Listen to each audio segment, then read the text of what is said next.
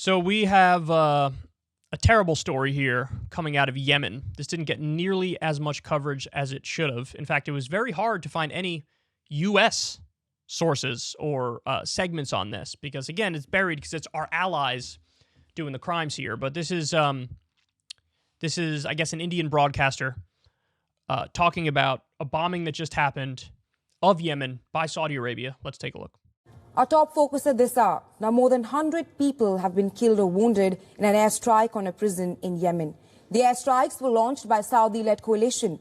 The Houthi rebels have released gruesome video footage of corpses being pulled out of the rubble. 8 aid agencies operating in Yemen say that those who have been killed include migrants, women and children. The prison is located in Sadr. It was used as a holding center for migrants. Aid workers in Sadr say hospitals are overwhelmed after the attack. According to Doctors Without Borders, many bodies are still under the rubble. Many people are missing. Global Internet Watchdog has reported that there is a collapse of internet connectivity. UN Secretary General Antonio Guterres has condemned the airstrikes. Listen in. The attack on Abu Dhabi is an escalation that is regrettable and, in my opinion, is a serious mistake, independently of the fact that it is unacceptable. Now, any bombardment that targets civilians or that is not careful enough to... Now, U.S. has called for calm on both sides. U.S. has urged all parties to de-escalate and abide by the international humanitarian law. So the U.S. is calling for calm on both sides, but only one side is armed to the teeth because of us. That's the Saudi Arabian side. That's the UAE. We armed them relentlessly, nonstop. We're always sending them more and more weapons. Now, Biden had the nerve to turn around and say, and actually in this case it's the UAE, I believe, not necessarily Saudi Arabia, but, you know, Gulf states there are very linked. But Biden had the nerve to say, don't worry, it's okay. We're only giving them defensive weapons, not offensive weapons. Now, Amnesty International immediately came out when the Biden administration said that and went, that's BS. Of course they're using these weapons for offensive bombings. They've been offensively bombing nonstop. They've bombed open-air markets and mosques and hospitals and civilian infrastructure. And this was an example. It was a detention facility. It was a prison, but it was used to house migrants. And so the migrants are dead. Some reports say 100 or more people are dead. And I tend to believe the higher number because usually when a strike happens initially, usually the numbers that are reported are on the low end, and later on we learn it was a much higher number. And they say it includes children as well, and women. After this, there were protests where people were marching in Yemen and chanting "Death to America." Gee, I wonder why they were chanting "Death to America." Could it be because they're bombed with missiles that literally say "Made in the USA" on it? That's exactly what it is. That's exactly what it is. So this is what we're funding. And this is not getting nearly enough coverage in U.S. media. If this was any official U.S. enemy country, we would be talking about this nonstop and saying that, look, what are we going to do? We have to uphold humanitarian law. Regime change is necessary here to protect innocent lives, to protect civilians. If one of our enemy countries bombed a detention facility and killed 100 civilians, we absolutely would be saying that. Now, not only are we not saying that because it's our ally, we're not even really talking about it. The news is sort of buried. And this goes to show you the asymmetry when talking about this stuff and how all talk of humanitarian and international law is more of a ruse. Like, the U.S. doesn't care about human rights. We exploit it cynically when we have other reasons for wanting to overthrow countries. And this should absolutely wake you up to that fact, man. Absolutely. I mean, this was a terror attack. Now, the UAE was responding to an attack from the Houthis on, I believe, an oil field of theirs. But understand, not condoning the attacks, but the Houthis are reacting in a defensive way to a bombardment which has never stopped from Saudi Arabia and the UAE.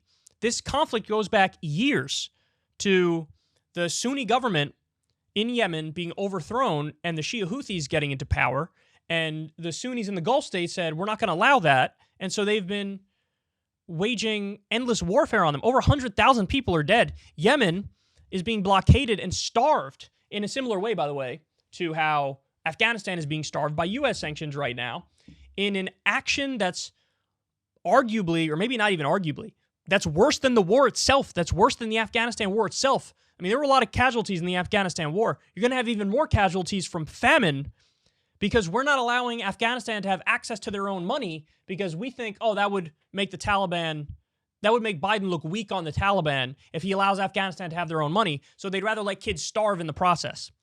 Now, they've released a little bit of aid here and there, some money here and there, but they haven't just released Afghanistan's own money back to Afghanistan. And as a result of that, people are going to die.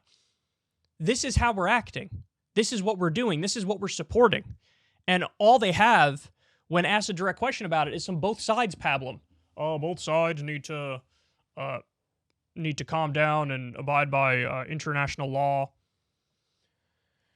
How about we just stop arming the side of the conflict that we're arming? How about that?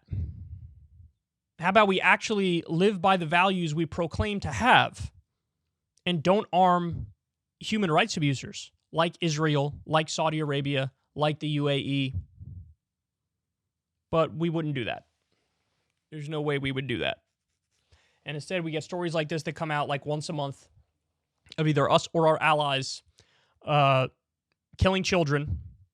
And then in the next breath, we'll turn around and lecture countries like Iran, China, and Russia about how they need to abide by human rights. You have no legitimacy and moral standing when you act like this. None whatsoever. And, you know, you think about the families of the people who were murdered here. How are they going to feel? What are they going to think? What are they going to do? There's a reason why they were chanting death to America.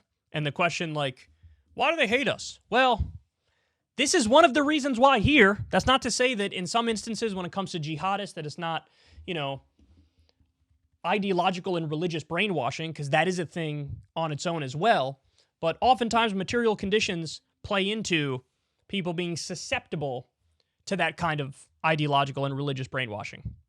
So it's a shame that you have to come here to hear this information, but you do. You do. And by the way, so what are the segments we've done today? Let's see. On the brink of World War III over Ukraine, new Great Depression might be coming, the super bubbles might be bursting, and a massacre in Yemen. Guarantee you all three of those are demonetized, by the way. Guarantee you all three of them are. Not to make this a shameless plug, but look, if you support this content, I'd appreciate if you throw a couple bucks on Patreon, because I'm not going to stop talking about these really important issues, even though I know going into it, it's not going to make any money at all. Because, of course, they're going to demonetize this stuff. It's too heavy. It's too serious.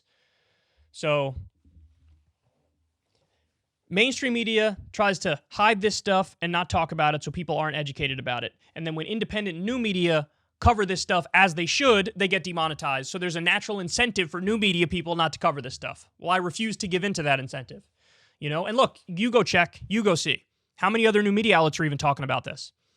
Now, I'm not taking shots at them. A lot of the people in new media, I know them, and they're good people, and they genuinely care, but people are going to make that editorial decision, come push or shove, and say, look, well, I could cover this, but is it really worth my time? The video is going to be suppressed in the algorithm. It's not going to get out to nearly as many people. Naturally, people don't want to click on it as much either, and it's going to get demonetized.